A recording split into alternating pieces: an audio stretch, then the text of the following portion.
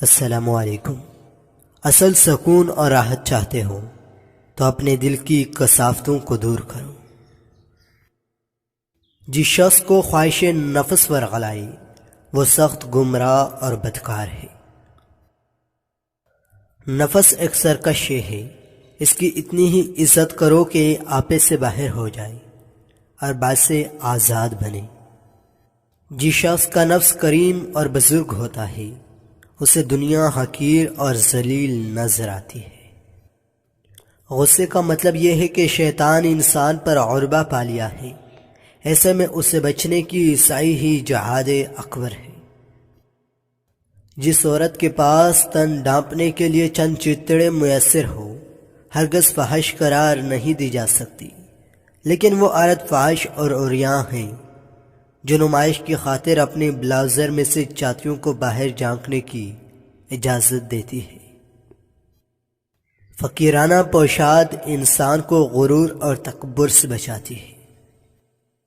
محبت جتنی بھی پاک کیوں نہ ہو، جب محبوب ننگا سامنے آتا ہے تو محبت وہی اختتام پذیر ہو جاتی ہے۔ محبت تو نام ہے پردے کا، جب محبت نام ہے چھپی ہوئی چیز کا۔ محبت تو نام ہے جذبوں کی امانت کا، محبت تو نام ہے احساس کا۔ اگر جسم سے کھیلنا ہی محبت ہے تو طوائف دنیا کی سب سے خوش قسمت عورت ہے۔ مرد کی خوبی یہ ہے کہ وہ معمولی سی طوائف کی آغوش میں بھی سکون ڈھونڈ لیتا ہے، جبکہ عورت بادشاہ کے پہلو میں بھی غیر مطمئن رہتی ہے۔ عورتوں کی زندگی ناپا کر کے خود کے لیے پاک بیوی ڈھونڈتے ہو، کمال کرتے ہو۔ سیانے کہتے ہیں کہ عورت کی ایک چیز ڈھیلی ہو جائے تو مرد کی محبت ختم ہو جاتی ہے، اور وہ عورت کی خال ہے۔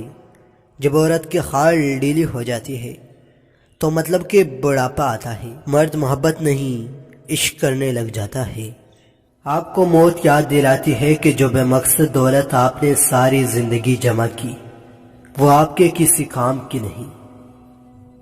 جنگ محبت سے بہتر ہے، کیونکہ جنگ کے آخر میں یا تم زندہ رہتے ہو اور یا مر جاتے ہو، لیکن محبت کے آخر میں نہ تم مرتے ہو نہ جیتے ہو۔ آدمی محنت کی وجہ سے عظیم بنتا ہے۔ جب آپ روشنی میں ہوتے ہیں تو ہر چیز آپ کا پیچھا کرتی ہے، لیکن جیسے اندھیرے میں داخل ہوتے ہیں آپ کا سایہ بھی ساتھ چھوڑ جاتا ہے۔ میں خاک میں مل جاؤں گا لیکن میرا جذبہ اور ہمت قبر سے اٹھے گا، جو دنیا والوں کو یاد دلاتا رہے گا کہ میں ٹھیک تھا۔ جب ایک ملک کی فوج 6 ماہ سے زیادہ اپنے افواج کا جائزہ لے لے اور دشمن پر حملہ نہ کرے تو میں یقین سے کہتا ہوں اس ملک کی عوام کے لیے خطرہ ہے۔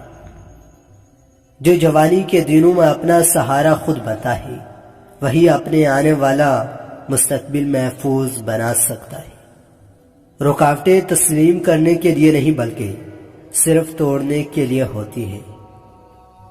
اگر آپ کو جینا ہے تو آپ کو اپنے مسائل سے لڑنا پڑے گا۔ اگر آپ لڑنے کے لیے تیار نہیں ہیں تو آپ کو جینے کا بھی کوئی حق نہیں ہے۔ مسئلے کے بغیر جیت جانا فتح ہوتی ہے، مگر رکاوٹوں کے باوجود جیتنا تاریخ قائم کر دیتا ہے۔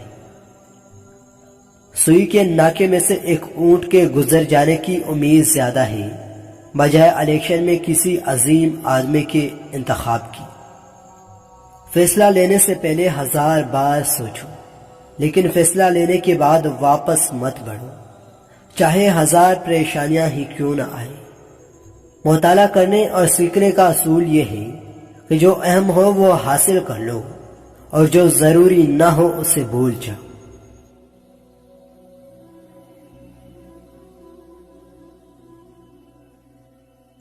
راہ کی مشکلات آپ کو جھکانے کے لیے نہیں بلکہ مضبوط کرنے کے لیے ہوتی ہے۔